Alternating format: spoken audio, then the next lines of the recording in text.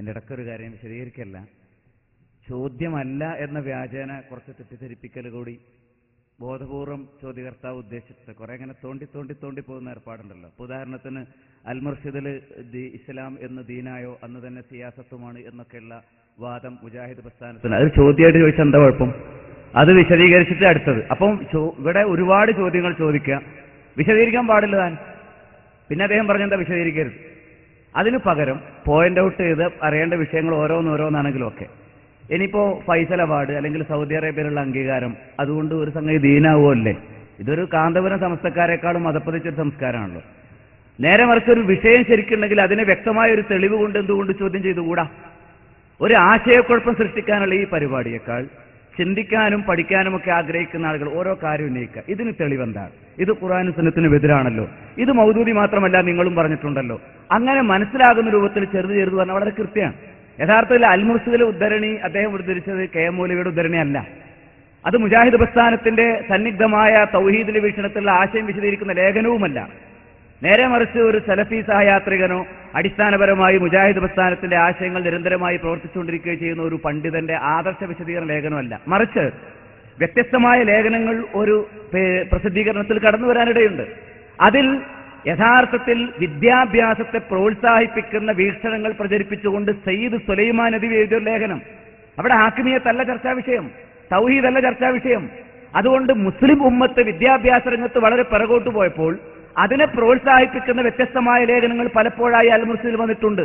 അക്കൂട്ടത്തിൽ ഇന്ത്യ രാജ്യത്തെ അറിയപ്പെട്ടൊരു, അന്ന് ജമാഅത്തെ ഇസ്ലാമി ഇല്ല, പിന്നെ ആ മുർഷിദ് വരുന്ന കാലഘട്ടങ്ങളിൽ ഇന്നത്തെ പോലെ രൂപീകൃതമായി പ്രവർത്തനം തുടങ്ങിയിട്ടില്ല.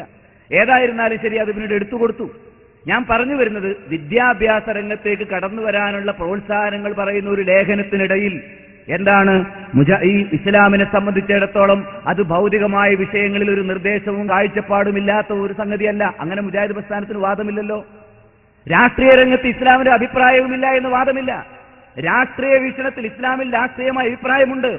ആ അഭിപ്രായത്തിൽ പെട്ടതാണ് മുസ്ലിങ്ങൾ ഒരു രാജ്യത്ത് ന്യൂനപക്ഷമാണെങ്കിൽ അവർക്ക് ഇസ്ലാമിന്റെ ആദർശം ഉൾക്കൊണ്ട് ജീവിക്കാൻ ആ രാജ്യത്ത് സാധിക്കുമെങ്കിൽ ഇസ്ലാമികേതര ഭരണകൂടത്തോടും സഹകരിക്കാം, വേണമെങ്കിൽ ആദർശം പണയം വെക്കാതെ അതിൽ പങ്കാളിയാകാം. അത് ഇസ്ലാമിന്റെ രാഷ്ട്രീയ വീക്ഷണം തന്നെ. ഇസ്ലാമിന്റെ രാഷ്ട്രീയ വീക്ഷണം എല്ലാമല്ല കിട്ടുക, മനസ്സിലായില്ലേ? ആ നിലക്ക് സിയാസത്തുമുണ്ട്. അപ്പോൾ ഇസ്ലാമിക ഭരണം നടക്കുന്ന സാഹചര്യങ്ങളിൽ, അതേപോലെ ഇസ്ലാമിന് അനുകൂലമായി ജീവിക്കാൻ കഴിയും, പക്ഷേ മുസ്ലിങ്ങൾ ന്യൂനപക്ഷമാണ്. അത്തരം സാഹചര്യങ്ങളിൽ ഇസ്ലാം നിരാകരിക്കപ്പെടുന്ന, ആട്ടി ഓടിക്കപ്പെടുന്ന സാഹചര്യങ്ങളിൽ, അങ്ങനെയുള്ള വ്യത്യസ്തമായ സാഹചര്യങ്ങൾ, നേരത്തെ അബ്ദുറഹ്മാൻ സലഫി സൂചിപ്പിച്ചതുപോലെ വിവിധ സാഹചര്യങ്ങളിൽ മുസ്ലിങ്ങൾ ജീവിക്കേണ്ടി വരും. അത്തരം സാഹചര്യങ്ങൾ സ്വീകരിക്കേണ്ട രാഷ്ട്രീയ നിലപാട് ഇസ്ലാമിലുണ്ട്. ആ ഒരു പരാമർശം അതിൽ വന്നുപോയി എന്നല്ലാതെ മൗദൂദിയുടെ വാദം വിശദീകരിക്കുന്ന ഒരു ലേഖനമല്ല ഇത്. ഞാൻ പറഞ്ഞത് ഇങ്ങനെയുള്ള കാര്യങ്ങൾ പറഞ്ഞതിന് പകരം ഓരോരോ വിഷയങ്ങളായിട്ട്. ഇനി നേരത്തെ പറഞ്ഞു ഫൈസൽ അവാർഡ് അബുലാല മൗദൂദിക്ക് കിട്ടി. രണ്ടാമത് കിട്ടിയ പിന്നെ മൗദൂദിയുടെ ആശയങ്ങളെ, ഈ റബ്ബ്, ഇലാഹി, ഇബാദത്ത്, ദീന് എന്നതിന് 11 നൂറ്റാണ്ടായി ആർക്കും അറിയാതെ മറഞ്ഞു കിടന്നിരുന്ന ഒരു വാദം മൗദൂദി കണ്ടെത്തിയെന്നാണ് ഖുർആൻ കി 4 ബുനിയാദി ഇസ്ലാഹ് എന്ന പുസ്തകത്തിൽ അദ്ദേഹം സമർത്ഥിച്ചത്. ആ സമർത്ഥനത്തെ ചോദ്യം ചെയ്തുകൊണ്ട് ലാ തജ്തബി ഉമ്മത്തി അല ദലാല, എന്റെ ഉമ്മത്ത് ഒരിക്കലും വഴികേടിൽ ഒരുമിക്കുകയില്ല എന്ന തത്വത്തിന്റെ അടിസ്ഥാനത്തിൽ നൂറ്റാണ്ടുകളോളം ഇബാദത്ത്, ഇലാഹ്, റബ്ബ്, ദീന് എന്ന ആശയങ്ങൾ സമൂഹത്തിൽ മറഞ്ഞുകിടന്നു എന്ന മൗദൂദിയുടെ ദുർവാദം, ആ ദുർവാദത്തെ ഖണ്ഡിച്ചുകൊണ്ടാണ് തഫ്സീറു സിയാസി അൽ ഇസ്ലാമി, ഇസ്ലാമിന്റെ രാഷ്ട്രീയ വ്യാഖ്യാനം എന്ന മൗദൂദിയുടെ ദുർവ്യാഖ്യാനങ്ങൾക്ക് മറുപടി പറഞ്ഞ് അബുൽ ഹസൻ അലി നദ്വി, ഫൈസൽ അവാർഡ് ജേതാവായ അബുൽ ഹസൻ അലി നദ്വി പുസ്തകം എഴുതിയത്. സുഹൈർ തുങ്കത്തർ അത് മലയാളത്തിലേക്ക് വിവർത്തനം ചെയ്തിട്ടുണ്ട്, നിങ്ങൾ വായിച്ചു കാണും. ആ അബുൽ ഹസൻ അലി നദ്വി മൗദൂദിയെ പ്രശംസിച്ചു. നേരത്തെ പറഞ്ഞല്ലോ, മൗദൂദിയെ സർട്ടിഫിക്കറ്റ് അല്ലേ പറഞ്ഞത് ആദ്യകാലത്തെ. ഇപ്പോഴത്തെ സർട്ടിഫിക്കറ്റുകൾ ഇതാ 100 പേജുണ്ട്. സൗദി അറേബ്യയിൽ നിന്നുള്ള വ്യത്യസ്ത പണ്ഡിതന്മാരുടെ മൗദൂദ് സർട്ടിഫിക്കറ്റ് ആവശ്യപ്പെടും, നിങ്ങൾ വായിച്ചു കേൾപ്പിക്കാം. ഞാൻ പറഞ്ഞു വരുന്നത്, അങ്ങനെ ആദ്യകാലത്ത് മൗദൂദിയുടെ കൂടെ ഒരു പ്രൈവറ്റ് സെക്രട്ടറിയെ പോലെ തന്നെ പണിയെടുത്തിരുന്ന അബുൽ ഹസൻ അലി നദ്വി മൗദൂദിയുടെ ശരിയായ അപകട വീക്ഷണങ്ങൾ, വിഷലിപ്തമായ അദ്ദേഹത്തിന്റെ ലേഖനങ്ങൾ അതെല്ലാം പ്രത്യക്ഷപ്പെടാൻ തുടങ്ങിയപ്പോൾ മൗദൂദിസം വിട്ടു, ജമാഅത്തെ ഇസ്ലാമി ഉപേക്ഷിച്ചു. മൗദൂദി മാത്രമാണോ? ജമാഅത്തെ ഇസ്ലാമി ആദ്യം രൂപീകരിക്കുമ്പോണ്ടായിരുന്ന 75 പണ്ഡിതന്മാർ എത്ര പേരുണ്ടായി പിന്നെ കൂടെ? അപ്പൊ രൂപീകരിച്ച ആളുകൾ പോലും വിട്ടു, പിന്നല്ലേ പ്രശംസിച്ചവരുടെ കാര്യം. അതിൽ മൗദൂദി അബുൽ ഹസൻ നദ്വി പറഞ്ഞ ഒറ്റ വാചകം ഞാൻ കേൾപ്പിച്ചുതരാം. അതായത് മൗദൂദിയുടെ കൂടെ സഹയാത്രികനായി ഉണ്ടായിരുന്ന മൽനൂർ നോമാനി മൗദൂദി കെ സാത്ത് എന്നൊരു പുസ്തകം ആദ്യകാലത്ത് മുസ്ലിം സമുദായത്തെ ഒരുമിപ്പിക്കുക എന്നുള്ളൊരു ആശയമാണ് പറഞ്ഞത്. അതുകൊണ്ടാണ് മൗദൂദിക്ക് ഒരു നല്ല പ്രചാരം. മുസ്ലിം ഉമ്മത്ത് ശിഥിലമായ ഒരു നേതൃത്വമില്ലാതെ അങ്ങനെ പല വീക്ഷണങ്ങളുമായി നടക്കുമ്പോൾ മുസ്ലിം ഉമ്മത്തിന് ഒരു നവജാഗരണം വരുത്താൻ ഒരാൾ വന്നിട്ടുണ്ട്.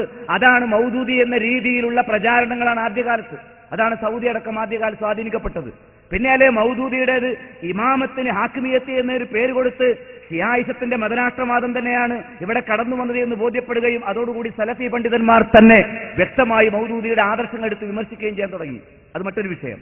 ഇദ്ദേഹം പറയുന്നു, നോക്കൂ, അങ്ങനെ ആദ്യകാലത്ത് മൗദൂദിയുടെ കൂടെ ഉണ്ടായിരുന്ന മൻസൂർ നൊമാനി മറ്റുള്ള അനേകം പണ്ഡിതന്മാരെ പോലെ പിരിഞ്ഞുപോയി. മൗദൂദിക്ക് പറ്റിയ കാലഘട്ടങ്ങളിലെ വ്യതിയാനങ്ങൾ അദ്ദേഹം രേഖപ്പെടുത്തി. ആ രേഖപ്പെടുത്തിയ പുസ്തകം മൗലാന മൗദൂദി കെ സാത്ത് എന്ന പുസ്തകത്തിന് അവതാരിക എഴുതിയത് അബുൽ ഹസൻ അലി നദ്വിയാണ്. ഫൈസൽ അവാർഡ് ജേതാവായ അബുൽ ഹസൻ അലി ഹസൻ നദ്വിയാണ്. അദ്ദേഹം എഴുതിയ കേട്ടോളും, സംഘടനകളിൽ നിന്നും പ്രസ്ഥാനങ്ങളിൽ നിന്നും ജനങ്ങൾ ചേരുന്നതും പിരിഞ്ഞു പോകുന്നതും നമുക്ക് അറിയാവുന്നതും അനുഭവമുള്ളതുമാണ്. പിരിഞ്ഞുപോയവർ ചിലപ്പോൾ സംഘടനയുടെ എതിരാളികളായി മാറാനും സാധ്യതയുണ്ട്. എന്നാൽ സ്ഥാപക അംഗങ്ങളുടെ, വിശിഷ്യ ഖുർആനിലും സുന്നത്തിലും അഗാധ പാണ്ഡിത്യമുള്ളവരുടെ തുടർച്ചയായ വൻതോതിലുള്ള ഒഴിഞ്ഞുപോക്കിന് സാക്ഷിയായ ജമാഅത്തെ ഇസ്ലാമിക്ക് വന്ന ദുർഗതിക്ക് സംഘടനകളുടെ ചരിത്രത്തിൽ ഉദാഹരണം കണ്ടെത്താൻ പ്രയാസമാണ്. ഒരു ഉദാഹരണവും കണ്ടെത്താൻ കഴിഞ്ഞില്ലെന്നും വരാം. ഫൈസലവാട് ഒരു പ്രസ്ഥാനത്തിന്റെ യോഗ്യതയാകുമെങ്കിൽ, ആരെങ്കിലും പ്രശംസിച്ചതൊരു യോഗ്യതയാകുമെങ്കിൽ നൃശംസ അയോഗ്യതയുമാകണമല്ലോ, അങ്ങനെയും വരണമല്ലോ, അല്ലേ? എടി നിങ്ങൾ നോക്കൂ, അബ്ദുല്ലാഹിബിൻ ബാസ്, ഷെയ്ഖ് അബ്ദുല്ലാഹിബിൻ ബാസിന്റെ ഫത്വയാണ്. അദ്ദേഹത്തോട് ചോദിച്ചു,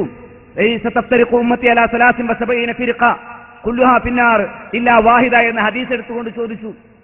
ഇസ്ലാമിൽ നിന്ന് വ്യതിയാന കക്ഷികൾ ഒരുപാടുണ്ടായിട്ടുണ്ട്.